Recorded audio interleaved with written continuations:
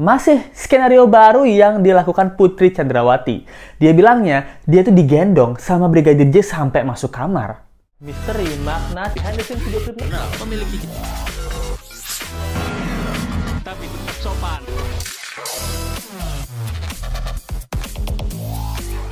Hai, apa kabar? Kembali lagi di Let's Go. Apa kabar kalian semua? Semoga kalian baik-baik aja. Kita masih update kasusnya dari Brigadir J. Nah, yang seperti kita tahu bahwa persidangan sudah mau dimulai gitu ya. Dan kemarin ini udah para DPR itu udah rapat bareng itu buat mempertanyakan motif dari kasus Brigadir J sendiri. Nah, di sini ada yang menarik banget nih, bahwa omongan dari Putri Chandrawati dan Ferdy Sambo, of course, skripnya itu tambah-tambahan lagi. Nah, sekarang tambahannya apa? Tambahannya itu katanya ada bopong-bopongan sampai ke kamar, baru dilecehin gitu. Bener nggak sih seperti itu? Let's go kita bahas. Jadi let's go mau bahas yang pertama nih tentang ini dulu. Nah, jadi keluarga dari Brigadir J dulu ya. Jadi seperti yang kita tahu bahwa sudah ditetapkan para bos-bos dari anaknya ini itu tuh udah jadi tersangka. Yang Ibu Chandrawati yang dibilangnya kayak udah nganggep keluarganya sendiri. Lalu Ferdy Sambo atasannya. Nah, serta teman-temannya dari Brigadir J ini. Gimana sih tanggapan orang tuanya? Ternyata mereka legowo aja guys, gilanya orang tua baik banget sih. Dia bilang bahwa Ferdy Sambo tuh nggak ada minta maaf sampai saat ini. Keluarganya bilang nggak apa-apa. Tidak apa-apa, bayangin nggak? Mereka bilang nggak apa-apa, yang penting ini hukum adil seadil-adilnya. Nah, kita bisa belajar apa dari sini? Of course, kita nggak belajar dari kepolisian, karena mereka pembohong dan penipu. Maksudnya oknumnya ya. Tapi kita bisa belajar dari keluarga. Bahkan sampai anak mereka kehilangan nyawa di tangan bosnya sendiri yang katanya sayang sama anaknya. Itu tuh dia masih bisa, mereka masih bisa legowo gitu loh. Bilang nggak apa-apa, yang penting masih berharap ada hukum yang adil buat para pelaku. Apakah Indonesia bisa memiliki hukum yang adil? Lalu kemudian tentang Sambo ya, sekarang banyak polisi-polisi dipanggil Sambo. Ini lucu banget sih, bahkan Let's Go sempat lihat di TikTok ya, ada kayak kalau nggak salah di Jakarta atau di mana, jadi kayak ada trotoar dan ada polisi tidur gitu. Polisi tidurnya besar sehingga menyebabkan banyak kecelakaan. Polisi tidur ini banyak netizen yang bilang itu bukan polisi tidur, itu Sambo aja lagi tiduran. Itu jokes Sambo nih sekarang Let's Go prediksi ya, meme-meme tentang Sambo akan bertebaran di mana-mana dan para oknum-oknum polisi akan dipanggil Sambo. Nah, jadi kita bahas saja langsung tentang para anggota DPR yang kemarin sudah ngomongin tentang kasus Brigadir J ini, terutama di Komisi 3 ya. Ini nih sidang dan rapat sama Kapolri. Menurut Syarifuddin Suding, dia itu sudah mendapat kurang lebih motifnya dari Ibu Putri sendiri ya. Terkait motif ini, kami sementara sudah mendapatkan keterangan dari saudara RS, di mana Brigadir J atau pada siang hari si Putri tidur di sofa di ruang tamu, datang Brigadir J ingin membopong. Jadi seperti yang Let's Go udah pernah bilang, kejadiannya ini di Magelang.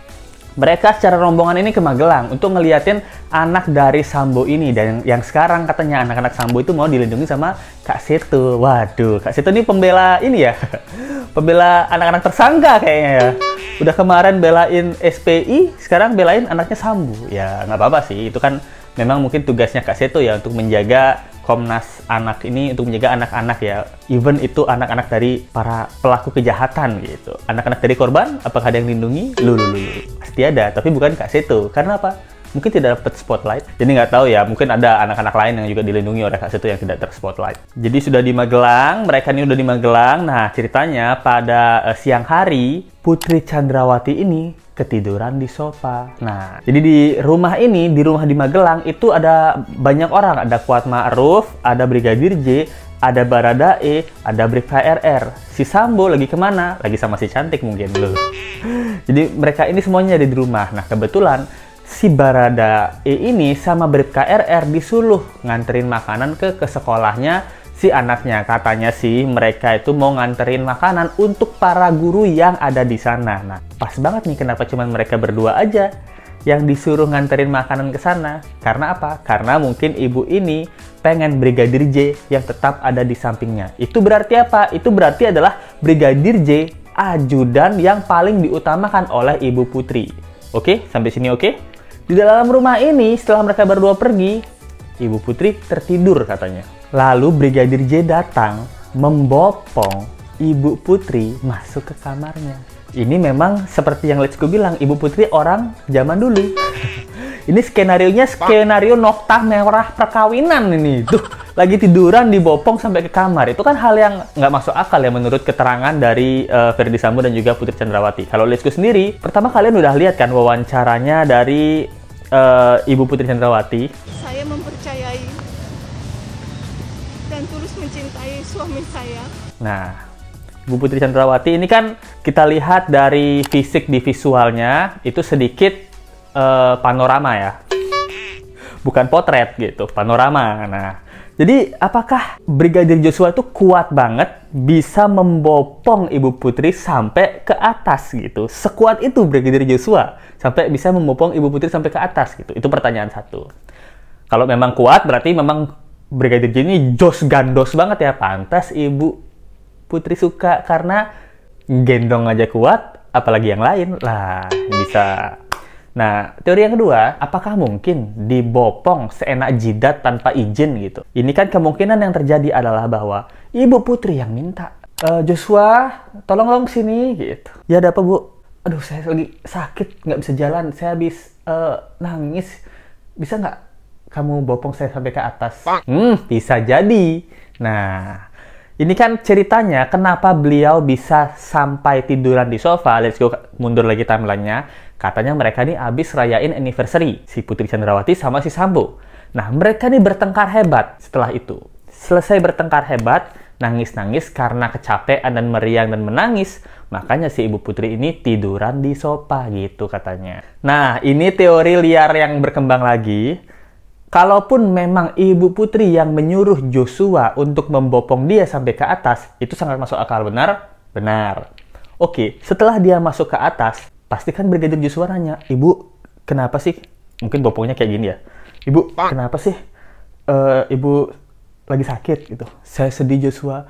Kemarin saya berantem sama Bapak. Sampai di kamar. Mungkin Ibu Putri bilang gini, wah ternyata kamu kuat banget bisa bopong saya sampai ke atas. Kalau nggak keberatan, besok malam jam 11 malam kamu bisa nggak ke kamar saya? Nah, itu bisa terjadi. Jadinya keesokan harinya si Joshua ingat janjinya kemarin, oh saya harus ke kamar Ibu Putri di lantai 2. Karena apa? Karena Ibu Putri lagi sakit. Makanya dia naik ke kamar lantai 2. Nah, bisa terjadi kan dengan omongan Let's Go yang kemarin, ceritanya Let's Go, bahwa Brigadir J ini, Ibu Putri bilang dia naik ke lantai 2, langsung melucuti pakaiannya. Tapi katanya itu tuh sudah dihentikan sama Kuat Ma'ruf. Nah, ini ada Kuat Ma'ruf ternyata nih. Ternyata waktu mereka mau bopong atau Brigadir Joshua nih mau bopong ke kamar Ibu Putri, katanya Kuat Ma'ruf ini langsung teriak, Joshua, kamu jangan melakukan hal itu, kamu nggak sopan banget membopong-bopong gitu. Katanya dimarahin sama Kuat Ma'ruf, jadinya mereka mengurungkan niat. Ini juga udah sangat nggak masuk akal. Saya sudah bilang, supir ini memang jabatannya di atas ajudan apa gimana nih? Si Kuat Ma'ruf ini, kerjaan supir apa sih kalau nggak ngerokok godain pembantu? Melihat bosnya dibopong sama ajudan, ini kenapa dia yang marah? Ini kan aneh ya. Dari pernyataan yang diberikan oleh Ferdy Sambo dan Putri Chandrawati tentang Kuat Ma'ruf ini sangat janggal gitu menurut Let's Go. Berarti kalau sampai si sopir ini berani macem-macem atau nggak berani ngomong atau ngebentak si ajudan, apakah si sopir ini secara nggak langsung punya jabatan lebih tinggi walaupun dalam angkatan status itu dia lebih rendah, tapi dia dapat jabatan lebih tinggi, kayak dia dipercaya Ferdy Sambo, atau dia tahu rahasia Ferdy Sambo, atau dia tahu si cantik dari Ferdy Sambo. Nah, atau gimana nih kalau sampai dia berani ngomong bentak-bentak ke si Brigadir J? Ini juga jadi pertanyaan Let's Go, karena Brigadir J tidak jadi bopong sampai ke lantai 2, mungkin Ibu Putri masih kangen. Nah, bisa jadi besoknya disuruhlah Brigadir J ke lantai 2. Nah, tapi ngendap-ngendap aja ya supaya nggak ketahuan Kuat Ma'ruf. Gimana? Bener nggak? Bener nggak? Bener, bisa jadi ini. Itulah kenapa di statementnya Brigadir J mengendap-ngendap gitu dan tetap dilihat oleh Kuat Ma'ruf. Karena apa? Karena dari perintah Ibu Putri sendiri. Kalau seorang ajudan, perintah atasan adalah mutlak. Nah, berarti apapun yang diperintahkan atasan ajudan itu biasanya pasti ngelakuin. Buktinya apa? Baradae aja diperintah atasan mau nembak temennya sendiri. Apalagi Brigadir J yang udah sering dibantu. Disuruh apapun sama atasannya. Naik ke atas dong, bejitin aku dong, temenin aku dong. Pasti bisa. Akhirnya naiklah ke atas. Mungkin yang terjadi adalah bisa jadi curhat. Karena kan Litsko tadi baru bilang, mereka ini habis berantem ya di Magelang, si Ibu Putri sama si Ferdy Sambo. Mungkin Ferdy Sambo bisa kabur kemana itu sama si Cantik waktu marah-marahan. Nah, tapi Ibu Putri nggak punya siapa-siapa, cuma punya si tampan atau si ajudannya ada. Curhatnya sama siapa? Curhatnya sama ajudannya lah. Aduh, saya baru berantem sama bapak, saya sedih banget. Kemudian saya ditinggal sama bapak sendirian. Untung ada kamu yang nemenin Joshua. Cari perhatian ya? Nah, bisa jadi. Joshua bisa aja nolak, iya bu, tapi jangan nempel-nempel dong bu, make upnya ke baju saya nih. Nah, bisa jadi. Apa yang terjadi di sana ini belum dijelaskan. Yang jelas, omongan dari Putri Chandrawati ini itu sama kepolisian di rapat Komisi 3 DPR, ini mereka bilangnya benar. Benarnya itu maksudnya banyak hal yang sama gitu. Ya sama lah Pak, skripnya kan dibuatnya sama-sama ya, pasti omongan dari Ferdy Sambo dan Putri Chandrawati ya banyak hal yang cocok, hal yang sama gitu loh. Tapi kita harap jangan percaya 100%. Kenapa? Karena ini tuh sinetron banget Pak gitu. Kita aja yang denger omongannya udah beda-beda, pernyataan beda-beda dari awal sampai akhirnya udah berasa nih sinetron banget. Coba deh nonton tuh Noktah Merah Perkawinan tuh.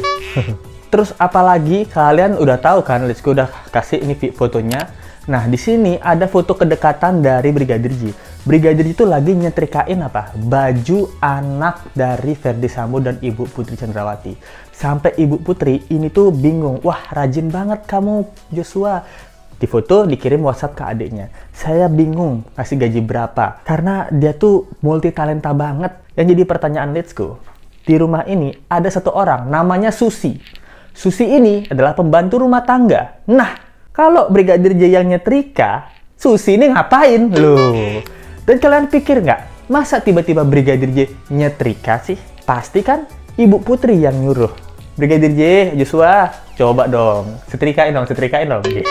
Bisa jadi kan mereka sering main-main. Coba setrikain kayak kamu kerja gitu, terus ibu foto, ibu kirim ke adik kamu. Ceritanya kamu lagi setrikaan, kamu kerjanya kerja keras banget gitu. Kayak polisi-polisi lagi seminar di jalan gitu. Di foto ceritanya lagi kerja, padahal kerjanya 5 menit. Bisa jadi gitu. Nah, tapi keterangan dari Putri Chandrawati ini itu sebenarnya harus dikaji ulang menurut DPR Komisi 3 serta kepolisian. Mereka bilangnya bahwa apakah omongan dari Ferdy Sambo ini, karena statement yang diberikan ini adalah dari Ferdy Sambo sebelum Ibu Putri jadi tersangka. Nah, sekarang mereka menginginkan bahwa Ibu Putri ngomong lagi atau menceritakan kembali, di BAP kembali tentang kronologi yang sebenarnya. Apakah ada kesamaan atau enggak gitu, apakah bisa dipercaya bukti-buktinya atau enggak. Nah, kita harusnya udah nggak percaya lagi sama dua orang pembohong ini ya. Kita lebih tepatnya hukuman apa yang dijatuhi karena hukuman pembunuhan berencana. Motifnya, kalau sampai saat ini mereka nggak mau nyebarin motifnya atau nggak mau kasih tahu motif sebenarnya, ya itu bisa Litsko maklumi ya. Kenapa? Karena nggak mungkin kan kamu lihat Ferdy Sambo itu dipukul dulu sama polisi lainnya supaya ngaku kamu. Apa motifnya? Gitu. Nggak mungkin kan? Siapa yang berani maksa Ferdy Sambo? Jenderal bintang 2, rasa bintang 5. Nah, siapa yang berani mukul? Nggak berani. Jadi polisi kemungkinan percaya-percaya ada atau dibuat percaya-percaya aja karena nggak berani maksa Sambo sendiri gitu loh. Dan jadi kelucuan bahwa nambah lagi nih ceritanya tentang bopong-bopongan ya. Kemarin udah tentang lucut-lucutan baju, terus perkaos-perkaosan. Nah, sekarang bopong-bopongan gitu. Gimana menurut kalian tentang skenario baru ini? Apakah judul film yang tepat untuk kasus ini? Loh. Coba kalian komen aja, coba tuh kalian punya ide-ide atau judul film yang bagus ya kalau ini dijadikan sebuah film itu dari skenario yang Sambo sama Putri Chandrawati buat gitu. Jangan lupa kawal terus kasus ini, bantu Litsko juga untuk nonton video ini sampai habis. Thank you banget yang udah nonton. Jangan lupa like, comment, share, dan subscribe video ini. Kita ketemu lagi di video berikutnya. Sampai jumpa lagi. Bye. Misteri makna behind the scenes video klip memiliki tapi tetap sopan.